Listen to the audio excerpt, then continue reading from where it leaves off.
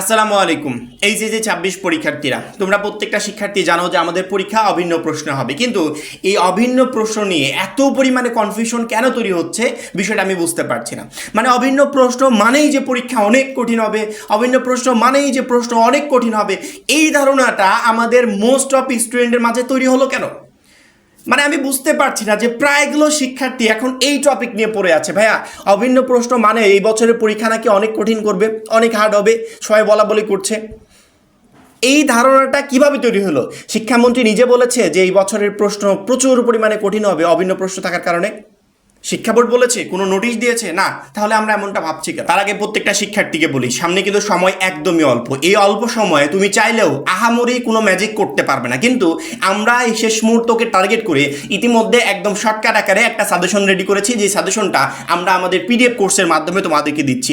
অবশ্যই লাস্ট মোমেন্টে বেস্ট একটা প্রিপারেশন নিতে চাইলে যারা এখনও আমাদের মাত্র 310 টাকার এইচএসসি 26 টার্গেট প্লাস কোর্সে যুক্ত হওয়া নাই, খুবই দ্রুত যুক্ত হয়ে যাবে।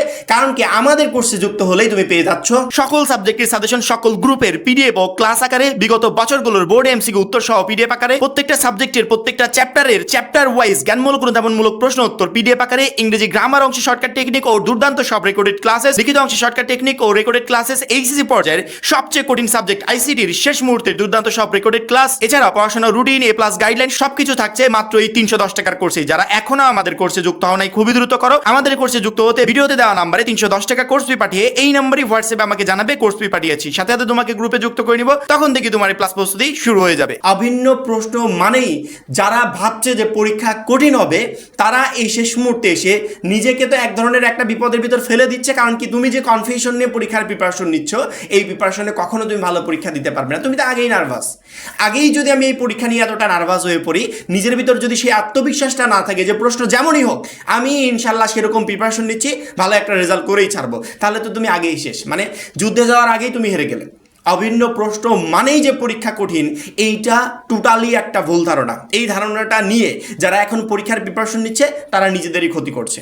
তুমি হয়তো ভাবছো যে পরীক্ষার প্রশ্ন তোমার খুব কঠিন হবে, অথচ তোমারই সেম ব্যাচের এই বছরে সেম কোশ্চিন না, সারা বাংলাদেশের সেম কোশ্চিন না, তোমারই সেম ব্যাচের প্রচুর পরিমাণ শিক্ষার্থী দেখবে এ প্লাস পেয়ে গেছে। তারা ঠিকই গোল্ডেন এ প্লাস পেয়ে গেছে।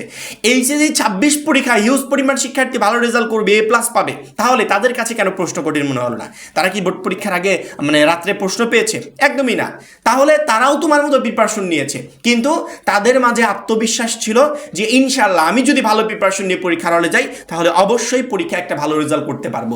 যারা বারবার করে মেসেজ করছো, কমেন্ট করছো, বিভিন্ন গ্রুপে পোস্ট করছো যে অভিন্ন প্রশ্ন মানেই প্রচুর পরিমাণ হার্ড হবে প্রশ্ন, এইটা টোটালি একটা ভুল ধারণা। এইচএসসি 26 পরীক্ষার প্রশ্ন আমি আগেও বলেছি, প্রতি বছর যেরকম হয় 2026 সালেও সেরকম ইনশাল্লাহ হবে। তবে অভিন্ন প্রশ্ন থাকার কারণে হয় কি, মানে আগে তো এক এক বোর্ড এক এক রকম প্রশ্ন করতো, ওদের রেজাল্টের একটা তারতম্য ছিল, যে এক বোর্ডে পাশের হার এরকম হতো, আরেক বোর্ডে এরকম হতো, এরকম একটা তারতম্য ছিল বিভিন্ন প্রশ্ন হওয়ার কারণে। মনে করো যতগুলো বোর্ড আছে সবাই আলাদা আলাদা প্রশ্ন করবে, সেই জায়গা থেকে কখনো মনে হতো যে ঢাকা বোর্ডের প্রশ্নটা একটু ইজি করে ফেলেছে, দিনাজপুর বোর্ডেরটা ইজি করে ফেলেছে, রাজশাহীটা একটু কঠিন করে ফেলেছে, বরিশালেরটা কঠিন করে ফেলেছে, সিলেটেরটা কঠিন করে ফেলেছে, এরকম মনে হতো। কারণ কি, প্রশ্ন ছিল বিভিন্ন কোয়ালিটির। সেক্ষেত্রে এরকম মনে হতেই পারে, কারণ আমার বোর্ডের সাথে তাদের বোর্ডের প্রশ্ন মিলবে না। আমার জায়গা থেকে আমি যে প্রিপারেশন নিয়েছি, সেই প্রিপারেশনে যখন দেখি যে আমি দিনাজপুর বোর্ডের প্রশ্ন ইজিলি সলভ করতে পারছি, তখন আমার কাছে সেটা সহজই মনে হবে। অর্থাৎ প্রশ্ন কঠিন বা সহজ টোটালি ডিপেন্ড করবে কার ভিতর? যে প্রিপারেশন নিচ্ছে, যে পরীক্ষা দিচ্ছে তার ভিতর, অর্থাৎ তোমার উপর সব কিছু নির্ভর করবে।